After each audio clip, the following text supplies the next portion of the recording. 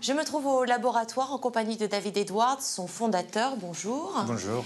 Alors, vous êtes, si j'ai bien compris, professeur de génie biochimie, biomédicale. Depuis une quinzaine d'années, je travaille beaucoup sur les nouveaux médicaments et vaccins contre les maladies infectieuses. Mais ça pourrait aussi dire le design des nouvelles formes de vie, des nouvelles cellules.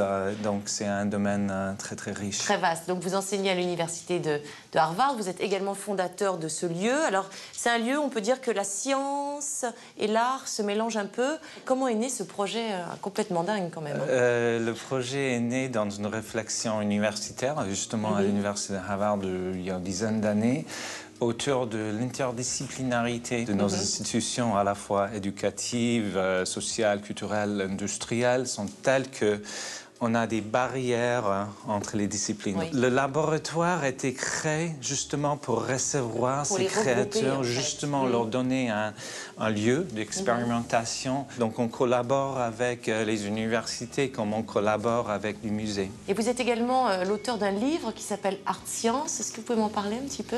On vit, on rencontre l'art et la science dans nos vies plutôt qu'un processus. Oui. On a la tendance de séparer ce processus en deux camps. On a le camp d'artiste où le processus est un processus esthétique, guidé par les images, intuitif, inductif. Et les émotions aussi. Oui, justement, confortable avec l'incertitude. Vrai au sens que ça reflète une vérité de la condition humaine. Et puis, dans l'autre camp, on a un processus scientifique, analytique, déductif, capable de simplifier, construire, est vrai au sens où c'est reproductible.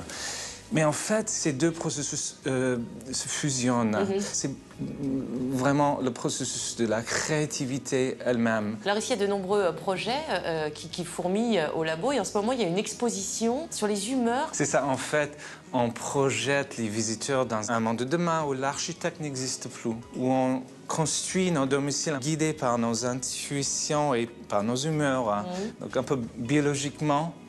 Donc, il y a au laboratoire 3 expos par an qui sont l'aboutissement de nos expériences, comme cette expérience avec François Roche. Mais on a aussi une boutique de design. De temps en temps, il y a une innovation qui sort de ces expériences et on arrive à produire et à vendre un objet ou un nouveau design. Et puis on peut descendre dans le Food Lab, c'est un lieu de création expérimentale culinaire créé par le chef français Thierry Marx en collaboration avec moi et guidé par l'entrepreneur José Sanchez. On mange très bien, c'est fascinant. Mais écoutez, moi je vais aller me balader dans le laboratoire. Merci d'avoir répondu à mes questions. Merci à vous. Changer d'air cette semaine prend l'air des fjords, direction la capitale norvégienne, à la découverte du Grand Hôtel d'Oslo, établissement mythique où est décerné le prix Nobel de la paix.